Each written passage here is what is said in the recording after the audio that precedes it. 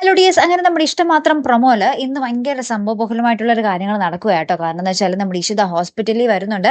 എന്നിട്ട് ഇഷിത ആ ഒരു ഡോക്ടറിനോട് പറയുന്നുണ്ട്, എനിക്കും ആ കുഞ്ഞിനും എന്തൊക്കെയോ ഒരു മുൻജന്മ ബന്ധം ഉണ്ടെന്ന് തോന്നുന്നു ഡോക്ടർ എന്നൊക്കെ പറഞ്ഞ് നമ്മുടെ ആദിമോനെ പറ്റി ഭയങ്കരമായിട്ട് ഇങ്ങനെ പൊക്കി പൊക്കി പറയുക കേട്ടോ.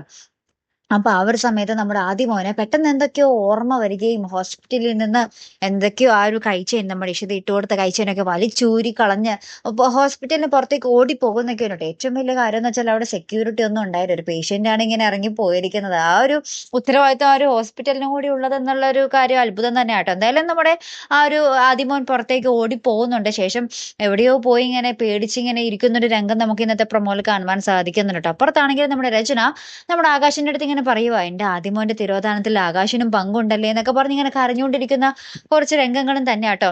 അപ്പൊ അതിന് പിന്നാലെ നമ്മുടെ ഇഷിത റൂമിൽ വന്ന് നോക്കുമ്പോൾ നമ്മുടെ ആദിമോൻ അവിടെ ഇല്ലാത്ത വിവരം അറിയുന്നുണ്ട്. അപ്പൊ ആദിമോന്റെ കൈച്ചേനൊക്കെ അവിടെ ഊരിക്കിടക്കുന്നത് നമ്മുടെ ഇഷിത കാണുന്നൊക്കെ ഉണ്ട്. പിന്നെ എന്തൊക്കെയായിരിക്കും സംഭവിക്കാൻ പോകുന്നത് അല്ലെ? നമ്മുടെ ആദിമോനെ തിരികെ ആ ഒരു ഓർമ്മയൊക്കെ കിട്ടിയിട്ടുണ്ടെങ്കിൽ ഇനി നമ്മുടെ ഇഷിത അടുത്ത് ചെല്ലുമ്പോൾ ഇഷിതയെ ആട്ടി ഓടിക്കാൻ തന്നെയായിരിക്കും തീരുമാനം നമ്മുടെ ആദിമോന്റെ അല്ലെ? അപ്പൊ എന്തായാലും എന്തൊക്കെയായിരിക്കും ഇനി സംഭവിക്കാൻ പോകുന്നത് നമുക്ക് കണ്ടു തന്നെ അറിയട്ടെ. അപ്പൊ അടുത്തൊരു വീഡിയോ വരുന്നത് വരയ്ക്കും ഗുഡ് ബൈ.